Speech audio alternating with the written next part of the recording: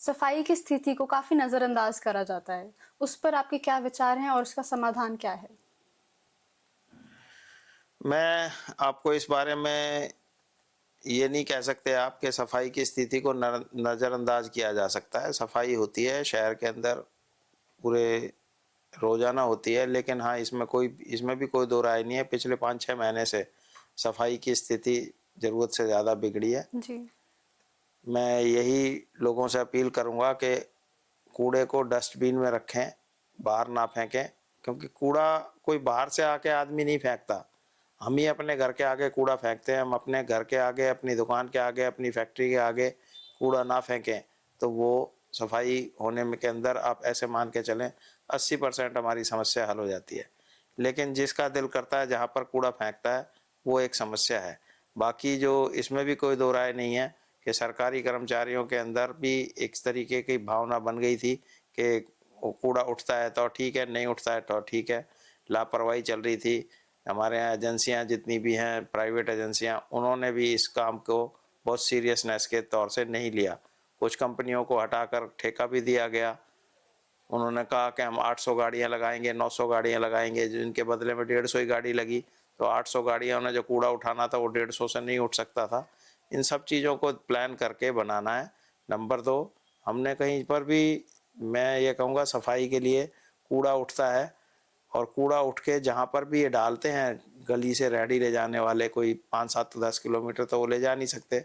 जी। छोटे छोटे dumping station है, वहाँ पर ट्रैक्टर ट्रॉली या कोई ट्रक वहाँ खड़ा होना चाहिए, ताकि वो आए और सीधा ज़मीन में डाले उस सारे के सारे कूड़े को, उस रेहड़ी में, ट्रैक्टर ट्रॉली में डाले, और वहाँ 2 स्वीपर खड़े हों। अगर कोई नीचे भी गिर गया तो उसको हाथ के हाथ भर के रखे, और जब वो भर जाता है तो हाथ के हाथ उसको लेके जाए। इस तरीके से वहाँ पर कूड़ा नहीं गिरेगा और साथ के साथ सफाई होती रहेगी। इस काम के लिए हमारे पास पूरी प्लानिंग है, रोड मैप बना हुआ है। हम ये चाहेंगे कि शहर के अंदर सबसे पहले जो कूड़ा निपटान है, बंदवाड़ी के अंदर बना हुआ है, सबसे पहले हम फरीदाबाद को रोकेंगे। उसका कूड़ा भी यहीं पर ही आता है। वो अपने डंपिंग स्टेशन बनाए, कूड़ा निपटान का प्रोग्राम वहीं बनाए। तकरीबन 1200 टन कूड़ा रोजाना गुड़गांव डंपिंग स्टेशन पर वहाँ पर आ रहा है।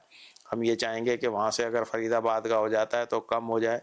और हम ये भी चाहेंगे कि भाई गुड़गांव का जो सारा कूड़ा एक ही जगह ना जाए, चारों कोनों पर इकट्ठा हो। इतनी दूर तक कूड़ा ले जाने वाले ट्रक वाले भी बदमाशी करते हैं और रास्ते के अंदर ही फेंक कर वो चले जाते हैं। जी, जी। वो बंदवाड़ी तक पहुंचते ही नहीं है, रास्ते में ही फेंकते हैं, क्योंकि वो एक कोने से दूसरे कोने तक जाने की बजाय हम ये चाहेंगे कि चारों कोनों पर अगर 4 प्लांट बने तो उनकी कैपेसिटी 150-150, 200-200 टन की रह जाएगी, 300-300 टन की रह जाएगी, जो बड़ी तेजी के साथ उसका ट्रीटमेंट किया जा सकता है, और उसके अंदर शहर की सफाई भी होगी।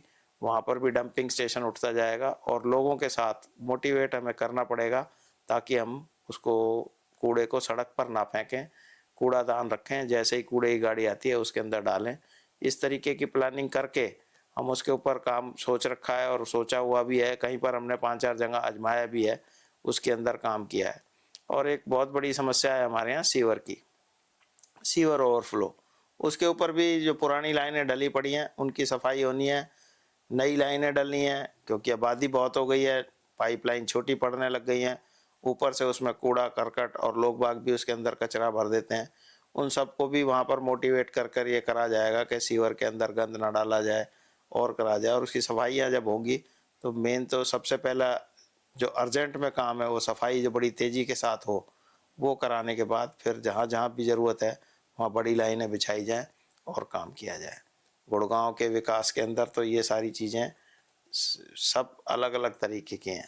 मैं गुड़गांव के विकास की भी बात आती है, मैं कहता हूँ गुड़गांव के विकास के लिए एक ही प्लानिंग नहीं चाहिए। गुड़गांव के विकास के लिए कम से कम 5 तरह की प्लानिंग चाहिए। सबसे पहले आ जाता है हमारा गुड़गांव, जो सबसे पुराना गुड़गांव है, जी। उसके अंदर हमारे पास 1 इंच भी जगह नहीं है आगे पीछे कुछ अलग काम करने के लिए, उसके लिए अलग प्लानिंग है। फिर हमारे पास सेक्टर्स हैं 1 नंबर से 56 नंबर तक के लिए, उनकी अलग समस्याएं हैं। इसके बाद 56 के बाद जो नए सेक्टर बने हैं 115-20 तक जो भी हैं, उनकी अपनी अलग समस्याएं हैं। अनऑथराइज कॉलोनियाँ जो ऑथराइज्ड हो जी। गई हैं, जो काफ़ी समय से ऑथराइज हो गई हैं, उनकी अलग समस्याएं हैं। जो अभी अभी ऑथराइज्ड हुई हैं उनकी अलग समस्याएं हैं। और आगे अनऑथराइज कॉलोनियाँ ना कटें, जो तेज़ी से कट जाती हैं, उनको भी रोकना, ये सारी समस्याओं को अलग अलग तरीके से, इनकी सबकी समस्याएं एक जैसी नहीं है, सबकी समस्याएं अलग अलग हैं, उन सब के लिए अलग अलग तरीके से प्लानिंग करके उन सब एरिया को बढ़ाया जाएगा। तो उसके अंदर सफाई भी, उसके अंदर उनका विकास भी, उसके अंदर सीवर पानी की लाइनें भी सब बढ़िया तरीके से डाली जा सकती हैं। वो प्लानिंग रोड मैप बनाकर नगर निगम को आगे बढ़ाया जा सकता है। जी, आपने जो भी प्लान बताए वो काफ़ी डिटेल्ड थे, प्रैक्टिकल थे एंड प्रॉफिटेबल रिजल्ट्स देने वाले प्लान्स थे।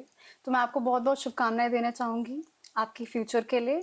आपसे बात करके बहुत अच्छा लगा। धन्यवाद। धन्यवाद, आपका भी बहुत बहुत धन्यवाद और शहरवासियों का भी बहुत बहुत शुक्रिया। नमस्कार। यही मेरा परिवार है, मुझे भाजपा से प्यार है।